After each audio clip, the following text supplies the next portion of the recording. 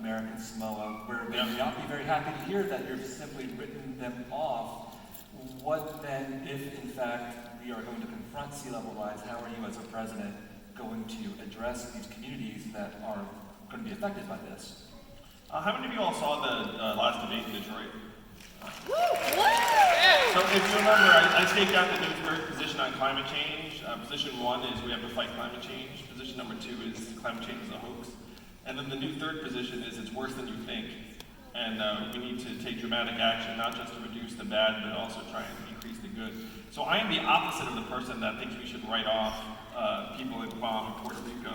We have to do much, much more and own up to the fact that our climate is changing irreversibly and that sea level rise is unfortunately going to be with us even if the United States were to dramatically change its ways.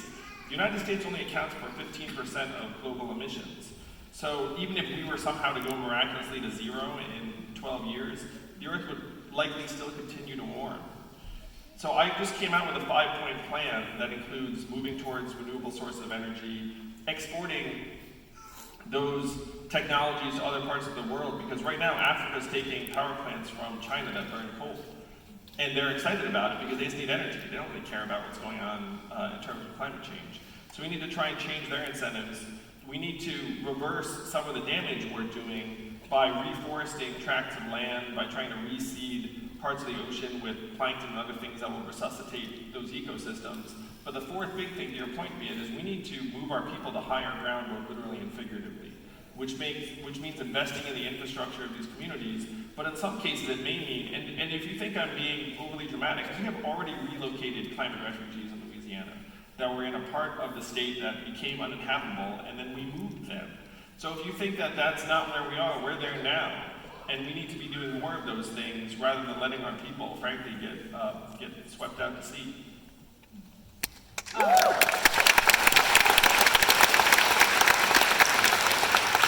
you talked about, or you identified yourself kind of with Barack Obama, Jimmy Carter, saying they came out of nowhere. There seems to be, and apologies I'm butchering it, but sort of like a model to that. I feel like there's a lot of press talk about the negatives of being an outsider. No one knew who you were. But what are kind of the advantages to it? What are the benefits that you are seeing after being on the campaign trail for so long? Right now, the number one criteria the Democrats have for the nominee is who can beat Donald Trump. That's one reason why Joe Biden's number one, because people think that he's the most electable. But if you dig into polling of Trump supporters, I am one of only 2 candidates that 10% or more of Trump voters said that they would support, which means if I'm the Democratic nominee, the Democrats will win this election.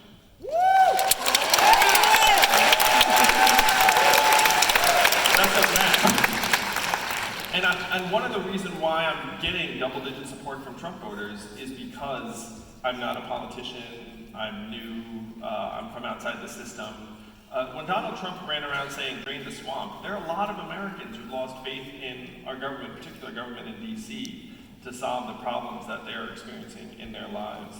And so when I'm campaigning in places like New Hampshire and Iowa, a lot of people will say to me, you don't sound like a politician, and I like that. Unfortunately, we're at a point now where it's going to take some combination of politicians and non-politicians to solve the problems.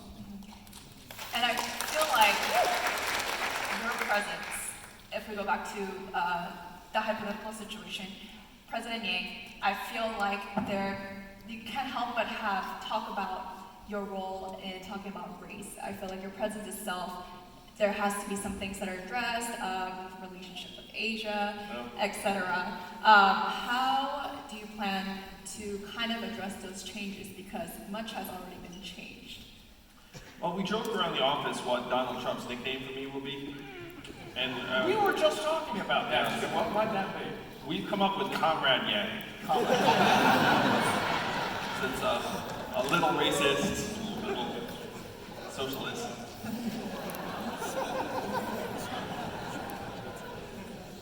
But I think that under my administration, right now the rest of the world is looking at us being like, what the heck is going on in the United States of America? And the opposite of Donald Trump, in many respects, is an Asian man who likes math. Yes! after I win in 2020, can you imagine the rest of the world? They'd be like, wow, they turned that around really quickly.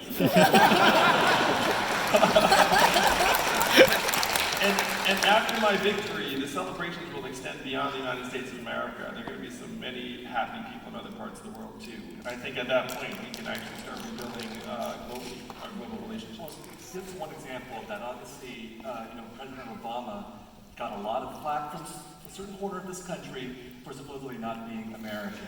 I don't think this country has changed so much that if you become president, you're going to face any kind of a different situation. Some people out there will question who you are, what your allegiances are, and so on.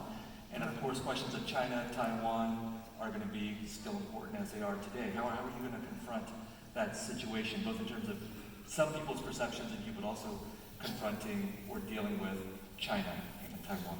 Well, that's one of the joys of this campaign, and it gave me a lot of pride to know that millions of Americans they're going to turn on ABC this Thursday, see me on the debate stage in Houston. And I like to believe that just having someone who looks like me on that stage is going to help transform what they think of as Asian Americans' place in this country. That's something that made me very happy. It's going to make me even happier after I win. And him. You're going to make him very happy. But the fact that I'm laser focused on solving the problems that the American people see in their communities. When I campaign in Iowa or New Hampshire, frankly places that don't have that many Asian Americans, the reaction that I'm getting is generally very positive, even based upon my own identity. Because I do a lot of talking about numbers and technology, and then people are like, well, it seems like he knows what he's talking about. That always works. Throw in a number, right? I've done it as well. Make it till you make it. They get all busy. Since we are talking about race, and we saw one of the contenders not do so well, at least in appearance. It's a mayor of a very moderate town, shall we say, South Bend, Indiana. And Pete Buttigieg did not handle the situation with law enforcement as well as the African American community. So I'm very interested, Andrew, what would your first speech be on race, and how would you address the issue of seeing African Americans, one group of Americans that at a rate of incarceration, and we're talking about criminal justice here, there seems to be, at least by the data, a problem yet an opportunity to fix something? Well, what I speak to African American groups fairly frequently on the campaign, and what I tell them is, I say flat out, it's like, look, I know what it's like to grow up and not be white in this country, but I have no idea what it's like to grow up and be black in this country, because that's a whole other set of experiences. And what I say to them is like, I think I know what it's like to have words used against you, but you all have numbers working against you. And in my experience, numbers are much more cruel and harsh. And the numbers are going to get even worse for African Americans in the years to come. A study just came out that said median African American household net worth will be zero in 2053. And you ask, well, why is it going to go to zero? It's going to go to zero because if you think about the technologies that are coming online, it's going to get rid of retail workers and truck drivers and clerical workers, and the first people that are going to get pushed out of the workforce are going to be people of color, people with lower levels of education, people with lower levels of capital and resources. And so what I say to black communities is like, look, these inequities are actually not going to get any better, they're just going to get worse. And the only way to make it right for you is to do what Dr. Martin Luther King said in the 60s, which is just to have guaranteed minimum income, which is another name for the freedom dividend, because then you would be able to reconstitute many of their communities and give the kids a much better chance to learn. One reason why we're not making progress in education the way we'd like is that 65 to 70% of school children's academic performance is based upon non-school factors. Things like words read to them when they're young, household income, stress levels in the house, type of neighborhood. All these things that schools can't really control. And so if you're an educator, you feel like you're being held accountable for 100% of kids' performance and you can only control a third. And you know, people in our community, I think, frankly, kind of sense this because like our parents are like focused on us. I don't know, but like the summer, it's like you don't get summers off. You know, it's like time to find something else to learn. And so So if we're going to make things right for black people in this country, we're going to have to go much, much deeper, which includes trying to reconstitute the level of resources in the home. But one of the more divisive racial issues. One of the more divisive racial issues that Asian Americans and African Americans are caught up in is affirmative action. Now, polling data shows that the majority of Asian Americans support affirmative action, but that's not true across the board. For example, Chinese Americans tend to be split on this issue. It's not necessarily an issue that can be addressed, I don't think, purely by universal basic income. So what's your stance on affirmative action? How would you address some of the debates and controversies that are going on around it right now? I'm pro-affirmative action, and I resent how Asian Americans are often used as a lever. Because if you look at the people who are bringing these lawsuits, it's often conservative groups that, frankly, in my opinion, do not care that much about the Asian American community's interests. They're just trying to do away with policies that they don't like. I think affirmative action is, by and large, a positive thing. Can it be tweaked and modified in some context? In some regards, yes, but doing away with it would lead to a very, very stratified educational system in many, many environments. I'm also a university professor in a related way. What do I teach? I teach English, if you want to go against stereotypes. Wait, who are you? Yeah. No, I'm just saying, Asian American parents out there, please encourage your children to become English majors.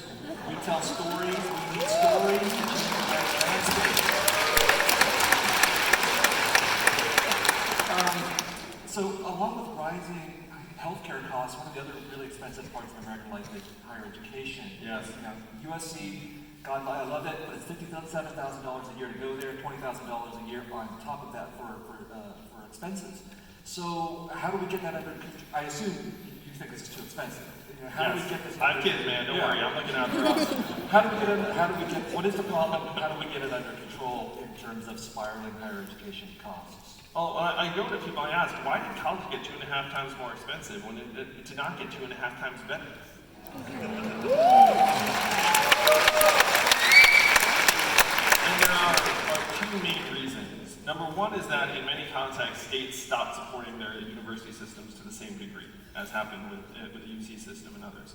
But the other huge, bigger driver is administrative bloat, where universities have hired 200% more administrators than professors, where at this point you have just layers and layers of bureaucracy.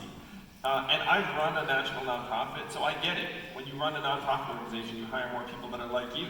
So if you're a nonprofit administrator, you're like, I can hire an administrator. And then you end up, over time it becomes an effective tax on the American people because you feel like you have no choice but to pay. And then the government comes along and says, what, you need $60,000 a year? We'll give you loans for that. And so we wind up with $1.5 trillion in student loan debt, which is what we're up to now. It's very analogous in many ways to the mortgage bubble. So you have to attack this at every level. You have to try and put more public resources to work.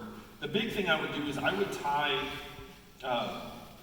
grant funding and even your tax-exempt status to the ratio of administrators to students in universities. And then that would force universities to have to, they would say there's no way we can do this work with fewer administrators than we have. And then you'd say, well, I have a feeling you'll figure it out if your money's at stake. And then they would figure it out. And you would find that in many cases it would have very little impact on the student experience. Maybe one last higher education. We got 8 minutes. I want to make sure that Esther gets to go in the audience with Andrew, because there's a couple people out here that probably want to see this guy and talk to him, right? Yeah, one of them. But before you do that, I got to ask this question about gender inequality. How do you fix it? I'm very interested in your thought here. We have a lot of issues right now. We're in Southern California. It's a topic that we've seen throughout the last election and now. Lots of topics. You pick it. So I come from the entrepreneurship world, and I've seen just how stark the inequities are between men and women in that environment. Where if you're a woman, and raise your hand if you're an entrepreneur, period, in this room. Because I'm sure there are many, many entrepreneurs here. So I've seen women entrepreneurs in particular that not only do they have more barriers in terms of access to capital in their own household before they even go out into the marketplace, but then when they go out into the marketplace, investors, mentors, customers, partners, everything is an uphill climb. Something like 95% of angel investors are men, as one example. And so if you want to try, and Katie Calvoda, who's here, is an awesome role model for female entrepreneurs, but like we have to do much more to try and make it more possible for women to lead and run their own organizations. And that's something I'm very passionate about, because I did that work for 7 years, and I saw just how ridiculously stacked against women entrepreneurs the startup world is. Esther, Andrew, head out to the audience really quickly. I'm sure you guys have a lot of questions today. We're going to kind of head in and see if any of you guys have a question. If you We might love that. don't mind joining me. Andrew hates this stuff. Hates it. Also, shout out to my friend Dave Min. Where's Dave Min at? Okay, Dave Min, go up there.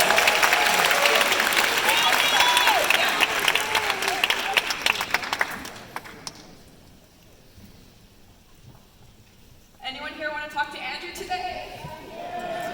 Okay. Okay. It is her first presidential election, and she has very vocally said that she would like to meet you. Very briefly, what is your name and where are you from? My name is Shweta Ashokraj. I am from the Bay Area, but I'm from Chennai, India. Great. And I'm going to stop you right there and bring you guys I to think the this is where light. he's from. I've gotten that a lot, actually. All right. Take it away. So I'm a sophomore diplomacy in world affairs, economics double major at Occidental College here in Pasadena. First, I want to say it's an honor and a privilege to be here and to meet you. I'm going to say that again because it is a privilege to be here. My question is regarding a subject that's really triggering, and I don't want it to be taken lightly. So I hope that this is a space in which I am respected and validated for the experiences I'm about to talk about, and I just want to put a trigger warning out there for survivors. There's no other way to preface this. So just 2 weeks ago, I was raped. I didn't give consent, I refused twice, and I was still raped. I am now 1 in every 6 women that have been raped. I'm a part of the 54% of women aged 18 to 34, voters by the way, that are victims of sexual assault. This doesn't just happen to women, but trans and LGBTQ members as well. Even last night, an event labeled to provide a safe space for Asian Americans was filled with old men, both Asian and white, drunkenly making passes at me and my friends sitting right here, who are also the same age as me, 19. Mind you, we are barely legal. We are forced to take safety precautions instead of holding these men accountable. I have to protect my drink, make sure my body is covered, go to the bathroom with a buddy, carry a sharp object, and I could go on, but I don't want to waste your time either. But you know what? I know I'm beautiful, I know I'm smart, and I want to look good, and I should be comfortable and empowered when I do so. And I didn't say that for applause. Even my friends are out here, they look amazing. And I shouldn't feel like I need to suppress myself because a man couldn't control his penis. And I really need you to take me seriously because I'm not just your constituent, I hope to be your successor. So my question is, what are you going to do to protect me and the 90% of women and LGBTQ members that experience sexual assault or rape at least once in their lifetime? Thank you.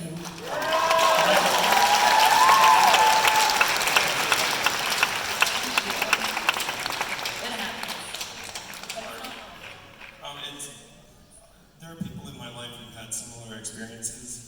That's true of all of us, whether we know it or not. I mean, it's a scourge that pervades our society. And there are things that we can do. The deeper you go, the more ugly the reality gets. So one rule that I'm going to be championing is, and this is, like, I don't want to talk about the rules, because if you ask a politician this question, then I'll say, here are the rules, and then here are the rules that we can do better. And I have a whole set of rules that we need to have to do better. But then, to me, there's like the stuff that just goes on in people's hearts and souls and minds. And that, to me, is the more important, in a way. So I have a whole set of rules I can talk about, like institutions that cover up sexual assault and sexual predators, like have the rules around it. Right now, many institutions have an incentive where if someone in their midst is a sexual offender of some way, then they get concerned about their liabilities and they brush it under the rug, and then they just try and keep it quiet. And what that does, there are other people that in all likelihood have been impacted by that offender that might think they're the only one, or that like they're blaming themselves in some way. And that in rare cases, an institution will actually come forward and say, hey, this person is now like a convicted sexual offender, and so, you know, if there's someone else who has this experience, let us know. But most institutions do not do that because they don't want to obviously go near that. So I'm championing a rule that says, look, if you employ a convicted sexual offender, you have to actually publicize to like the world and also the people that have interacted with that person that this person's now. Yeah, it happens at USC, so that, because what happens in many cases that the offenders are part of institutions that end up de facto protecting them because they think that's in their interests, and so you have to make it so it's not in their interest to protect. So that's a rule that I'm championing. The non-rule stuff is to me as or more important, where to me, strong men treat women well, weak men do not.